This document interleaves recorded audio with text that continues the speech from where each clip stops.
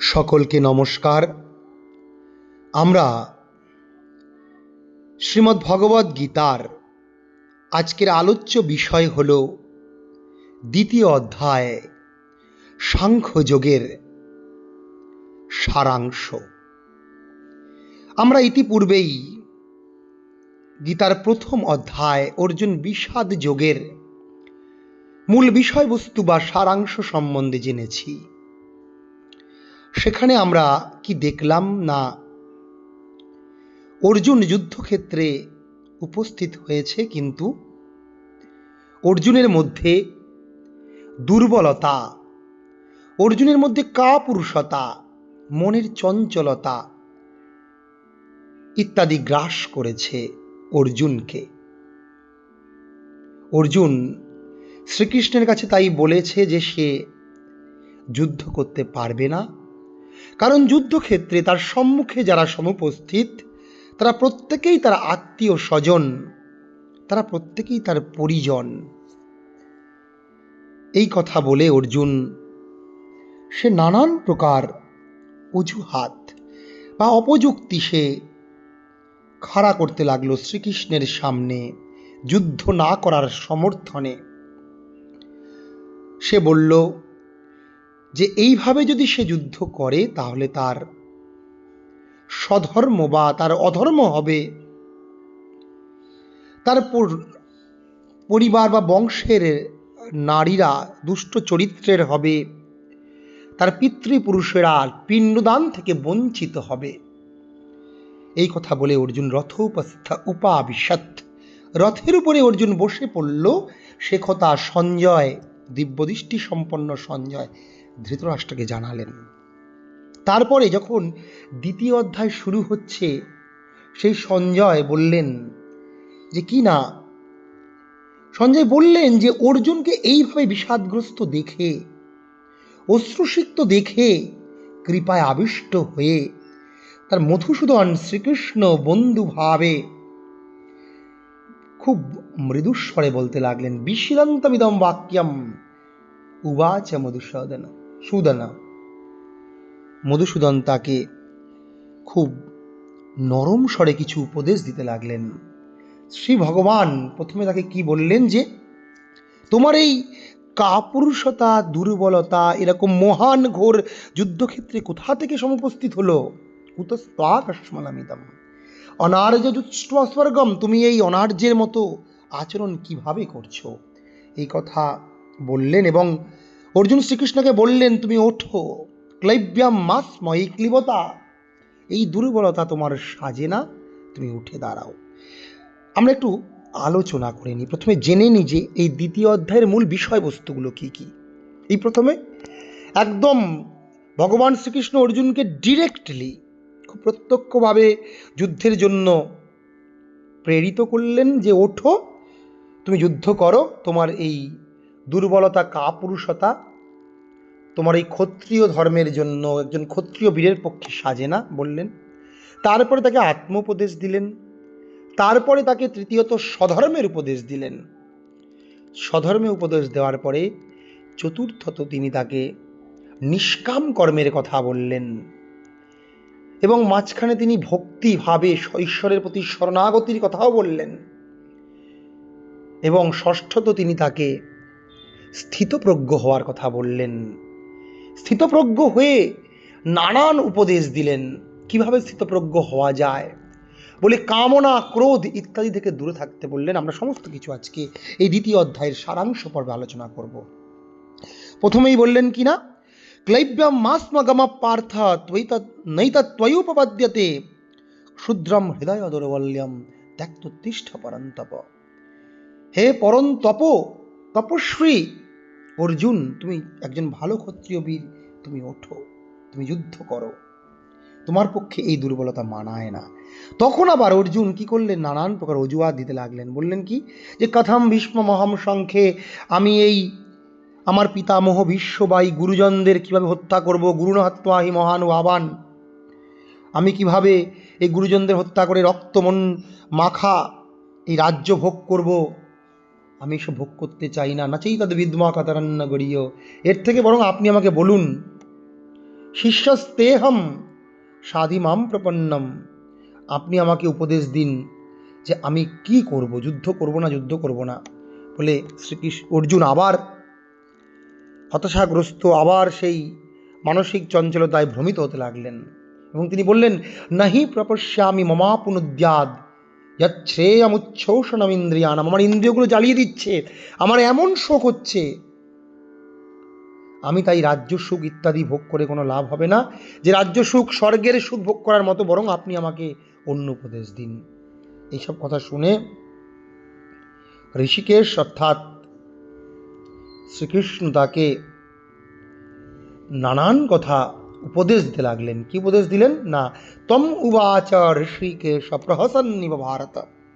অত্যন্ত হাসির ছলে দুই সেনার মাঝখানে, সেনয়ের উভয়ের মধ্যে, একদিকে কৌরব একদিকে পাণ্ডব পক্ষের মাঝখানে শ্রীকৃষ্ণ তাকে উপদেশ দিতে লাগলেন। প্রথমেই তাকে বললেন, তুমি তো এমনভাবে কথা বলছো যেন তুমি পণ্ডিত। আসলে তুমি পণ্ডিত নও, তুমি একজন মূর্খ।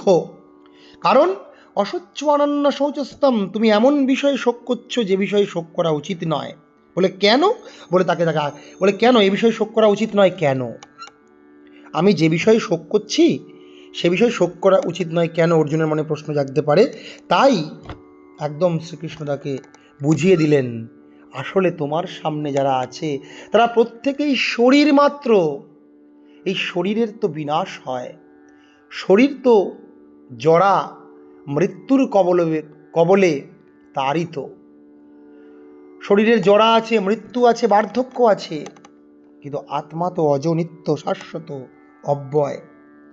তুমি এদের আত্মাকে কখনো হত্যা করতে পারবে না, কিন্তু এদের যে শরীর, যে শরীরের দ্বারা এই জগৎ সমাজের অনিষ্ট হচ্ছে, সেই অধর্মাশ্রিত তুমি শরীরকে হত্যা করো।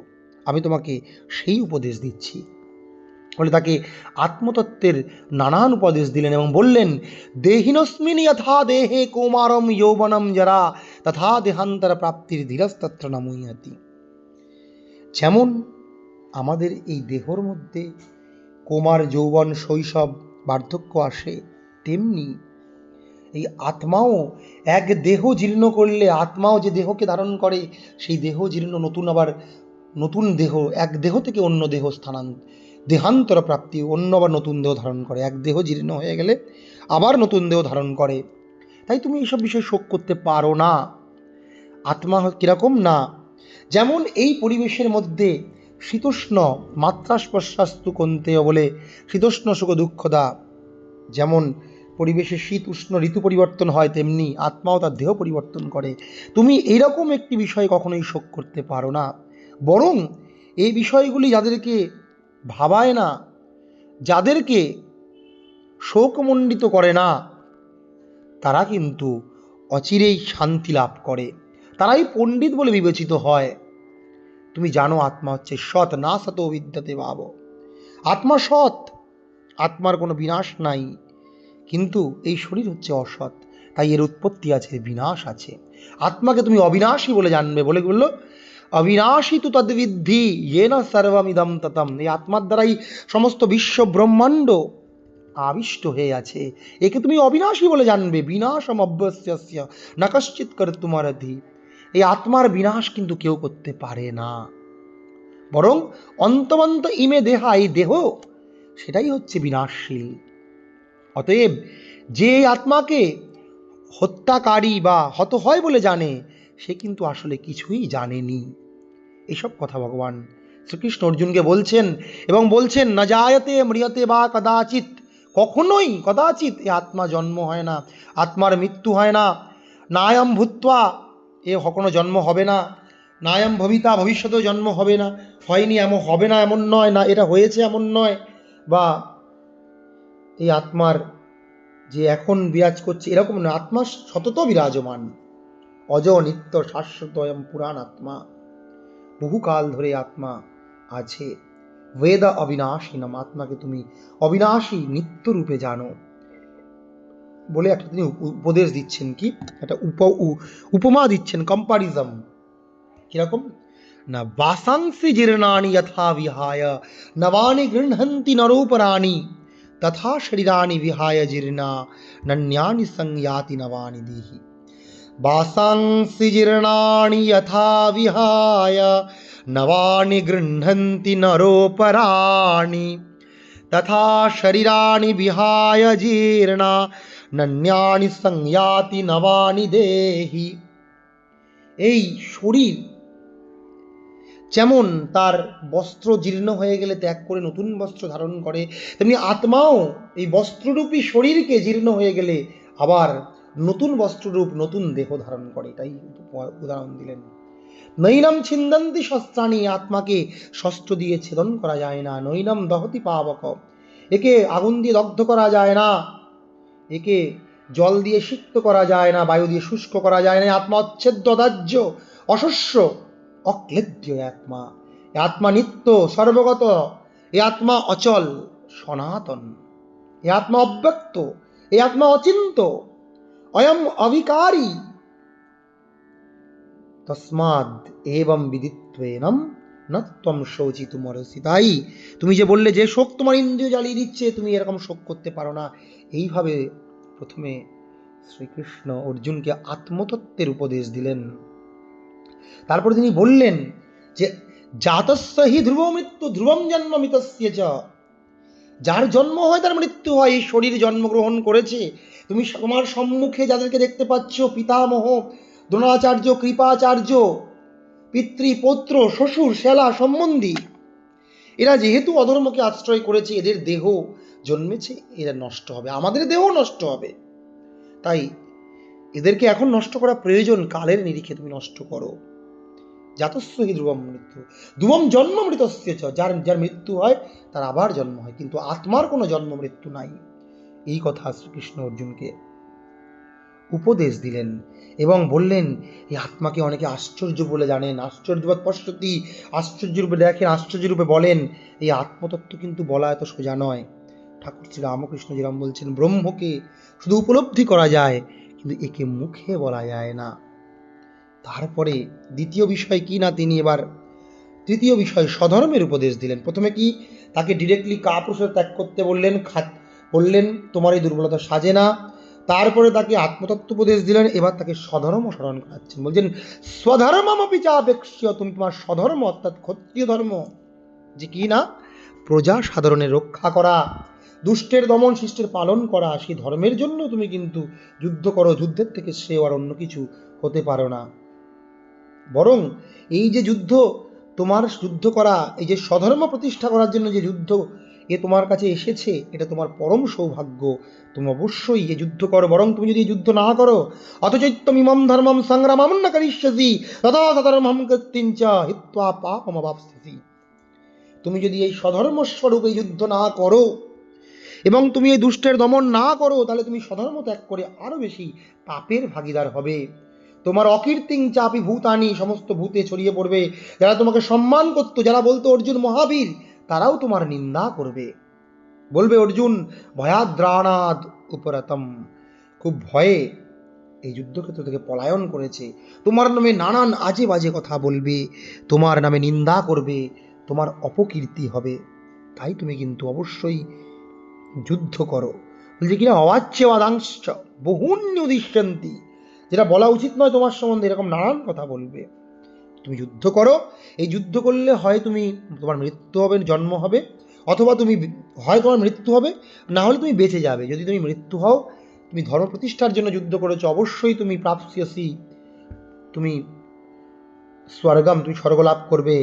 আবার জিতে গেলে তুমি এই ধর্মরাজ্যস্বরূপ, স্বর্গরাজ্যস্বরূপ এই পৃথিবীকে খুব সুন্দরভাবে ভোগ করতে পারবে।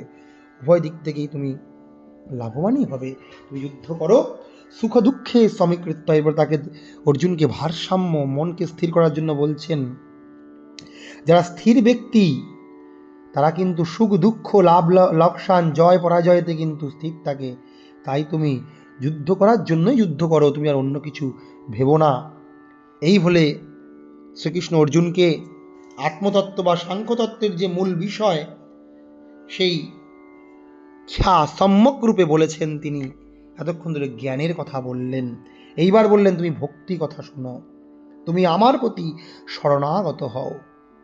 নেহাভিক্রমণাস্তি প্রত্যবায়ন বিদ্যতে, এখানে কখনোই তার ক্ষতি হয় না, তার কখনো বিনাশ হয় না।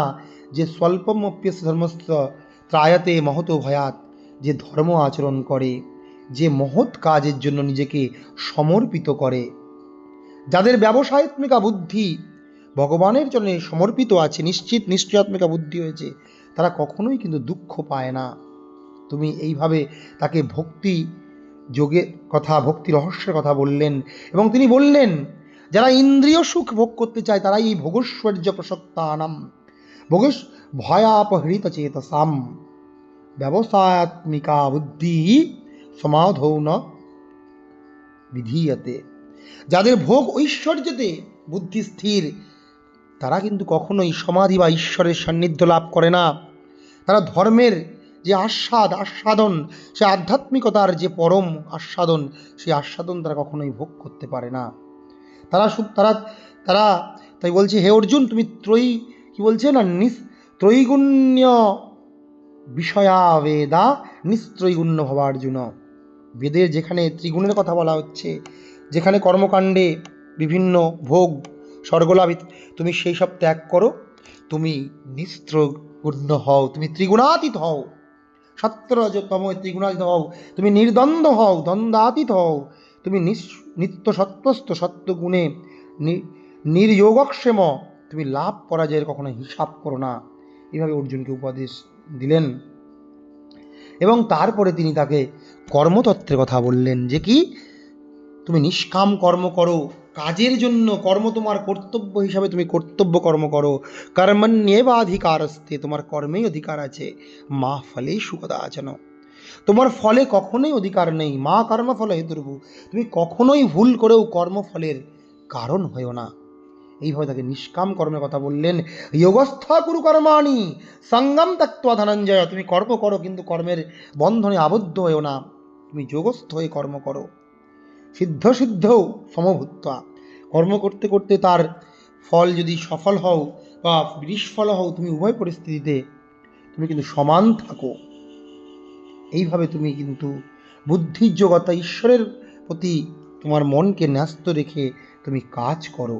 বুদ্ধিযুক্ত জহাতিহ উভে সুকৃতে দুষ্কৃতে, যার মধ্যে যেই ভক্তি রসে, এই ভক্তি জ্ঞানে যার মন স্থির হয়েছে, সে কিন্তু সমস্ত দুঃখ ত্যাগ করতে পারে। এই সমাজের কর্মের যে সুফল এবং নিষ্ফল, কর্মের ফলে ভালো হোক বা খারাপ হোক, সে উভয় কিন্তু অনায়াসেই সে ত্যাগ করতে পারে। এটাই বলছে কর্মের ক্ষেত্রে, যোগা কর্মসু কৌশলম, এটাই কর্ম করার কৌশল। তুমি এইভাবেই কর্ম করো, কর্ম তোমার দায়িত্ব, কর্তব্য রূপে। কর্মজম বুদ্ধিযুক্তা হি ফলম ত্যক্ত্বা মনীষিণঃ। এবং একটা উদাহরণ দিয়ে বলছেন, মনীষী ব্যক্তিরাও কিন্তু এইভাবে কর্মফল ত্যাগ করে এই পৃথিবীতে কিন্তু জন্মগ্রহণ করেছেন এবং কর্মজাত ফল ত্যাগ করেছেন, তারা সিদ্ধি লাভ করেছেন।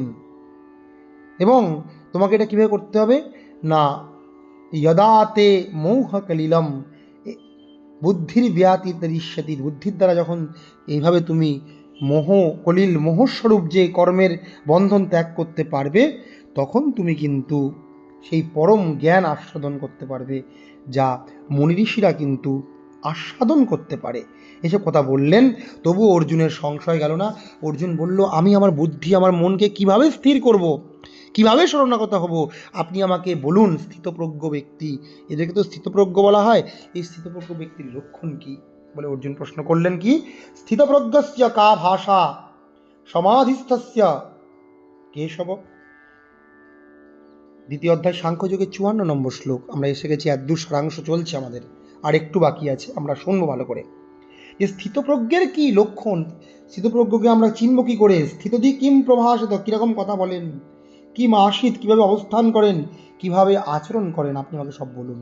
এইবার স্থিতপ্রজ্ঞে সেসব লক্ষণের কথা ভগবান বলছেন।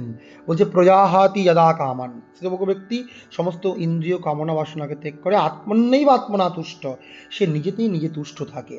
এসব বললেন।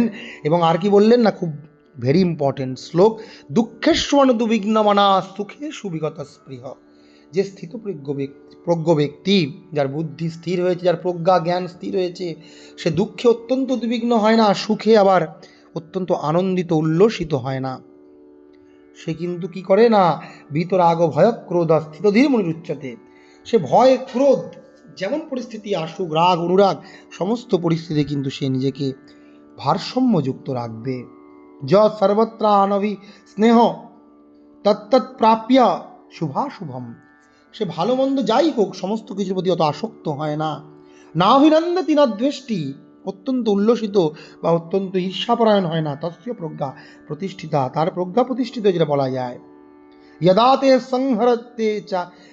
তে সংহরতে চায়ম কুর্মঙ্গানি সর্বশঃ, বলে একটা উপমা দিলেন। যেমন একজন কচ্ছপ, সে তার ইন্দ্রিয়গুলোকে একেবারে, সে যার নরমাংসকে বাইরে গলা ইত্যাদি ভাগগুলোকে যখন বাইরের থেকে কোনো উত্তেজনা পায়, আঘাত পায়, ভিতরে ঢুকিয়ে নেয় কঠিন আবরণের মধ্যে, তেমনি যে স্থিতপ্রজ্ঞ ব্যক্তি তার ইন্দ্রিয়গুলোকে বাইরের যে প্রলোভন আছে, রসনা, কামনা, দর্শন, স্বাদ ইত্যাদির থেকে সবসময় সংযত করে রাখে, সে নিজের মধ্যে নিজে সন্তুষ্ট থাকে। এইভাবে স্থিতপ্রজ্ঞের নানান উপদেশ কিন্তু ভগবান শ্রীকৃষ্ণ অর্জুনকে দিলেন এবং বললেন ধ্যায়ত বিষয়ন পুংস, কারণ জানো যদি তুমি বুদ্ধিকে স্থির না করো, কর্মফল আসক্তি ত্যাগ না করো, কর্মফলের সঙ্গে যদি তুমি কর্মের সঙ্গে যদি তোমার সঙ্গ জন্মায়, তাহলে কি হবে, কিভাবে উৎপন্ন হয়, বলে তিনি খুব সুন্দর কথা বলছেন। ধ্যায়ত বিষয়ান পুংস, এই কর্ম করতে করতে আমাদের বিপদ কি করে হয়, যে আমরা যখন কর্ম করি সেই কর্মের কথা বারংবার চিন্তা করি, কোনো বিষয়ের চিন্তা ইন্দ্রিয়ের দ্বারা, যে কোনো একটি ভালো জামা তার কথা বারংবার চিন্তা করছি, চিন্তা করতে ধ্যায়ত বিষয়ান পুংস সঙ্গস্তেষু উপজায়তে, তখন সঙ্গ উৎপন্ন হয়। সঙ্গাত সঞ্জায়তে কাম, সঙ্গ থেকে কামনা উৎপন্ন হয়, কামনা থেকে ক্রোধ, ক্রোধ থেকে স্মৃতি, ক্রোধাৎ ভবতি সম্মোহ, ক্রোধ থেকে সম্মোহ উৎপন্ন হয়, সম্মোহ থেকে স্মৃতি বিভ্রম, স্মৃতিভ্রম থেকে বুদ্ধিনাশ হবে তার, এবং বুদ্ধিনাশ হলে তার কিন্তু বিনাশ হবে। খুব সুন্দরভাবে এরকম বলা হচ্ছে এখানে দ্বিতীয় অধ্যায়ের সারাংশে। ধ্যায়ত বিষয়ান পুংস সঙ্গস্তেষু উপজায়তে সঙ্গাৎ সঞ্জায়তে কামঃ কামাৎ ক্রোধো বিজায়তে ক্রোধাৎ ভবতি সম্মোহ সম্মোহাৎ স্মৃতি বিভ্রমঃ স্মৃতিভ্রংশাৎ বুদ্ধিনাশ বুদ্ধিনাশাৎ প্রণশ্যতি। এইভাবে তাকে যে কর্মফল ত্যাগ, কর্মের প্রতি আসক্তি ত্যাগ করার উপদেশ ভগবান শ্রীকৃষ্ণ অর্জুনকে দিলেন এবং নিষ্কাম কর্মের কথা বললেন। আমরা পুরো সম্পূর্ণ দ্বিতীয় অধ্যায়ে এগুলোই দেখতে পাবো। তিনি ইন্দ্রিয় সংযমের কথা বললেন। দ্বিতীয় অধ্যায়ের কিন্তু মূল বিষয়বস্তু এটাই। আমরা এইভাবে দ্বিতীয় অধ্যায়ের অধ্যয়ন করব এবং নিরন্তর আমরা গীতা পাঠের সঙ্গে যুক্ত থাকব। সবাই ভালো থাকুন, সুস্থ থাকুন, সকলকে অনেক অনেক নমস্কার।